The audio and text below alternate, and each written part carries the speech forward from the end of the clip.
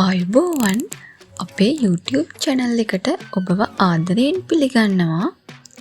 ඔබට දරා ගන්න බැරි දත් කැක්කුමක් හදිස්සියේ ඇති වෙලාද?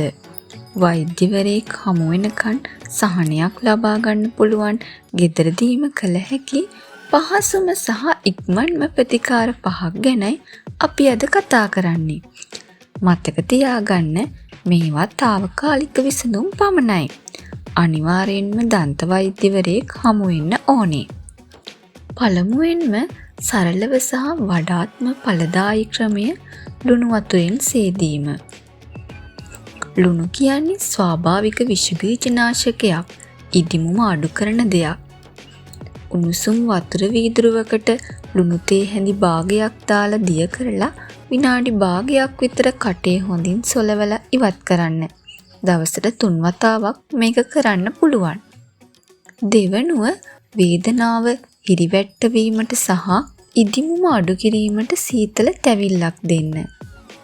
අයිස් කැට ටිකක් රෙදි කැබැල්ලක ඔතලා රිදෙන පැත්තේ කම්බුල මත විනාඩි 20ක් තියන්න.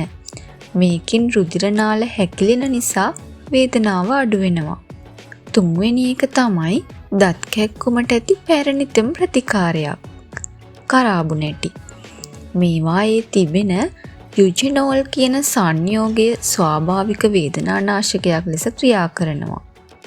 කරාබුනැටි තෙල් බිංදු 2ක් පුළුන් කැබැල්ලකට දාලා රිදෙන දත උඩින් තියාගන්න.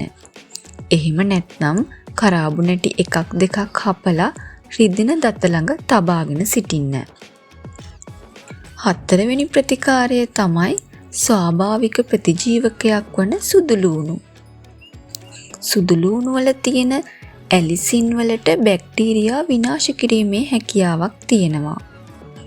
සුදුලූණු බික් එකක් හොඳින් තලලා කැක්කුම තියෙන තැන තියන්න. තවත් ක්‍රමයක් තමයි තලපු සුදුලූණු වලට ලුණු ස්වල්පයක් එකතු කරලා ඒ මිශ්‍රණය ආලේප කිරීම. අවසාන වශයෙන් දේශීය ප්‍රතිකාරයක් වන පේරකොළ. පේරකොළ වල ඉදිමුම අඩු කරන සහ ශුද්ධ ජීවී නාශක ගුණ තියෙනවා. පේරකොළ 2-3ක් අරගෙන හොඳින් සෝදලා වේදනාව තියෙන දත ළඟින් හපන්න. එහෙම නැත්නම් කොළ ටිකක් වතුරේ දාලා තම්බලා ඒ වතුරෙන් කට සෝදන්න. මේ සරල ක්‍රම වලින් ඔබට తాවකාලික සහනයක් ලැබේ.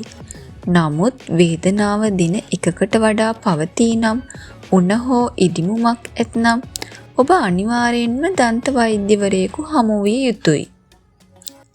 මේ වීඩියෝව ඔබට ප්‍රයෝජනවත් වුණා නම් අනිවාර්යෙන්ම ලයික් කරන්න, සබ්ස්ක්‍රයිබ් කරන්න සහ ඔබේ අදහස් කමෙන්ට් කරන්න. නැවත මේ වගේ වටින වීඩියෝවකින් හමු වෙමු. එහෙනම් හැමෝටම සුබ දවසක්.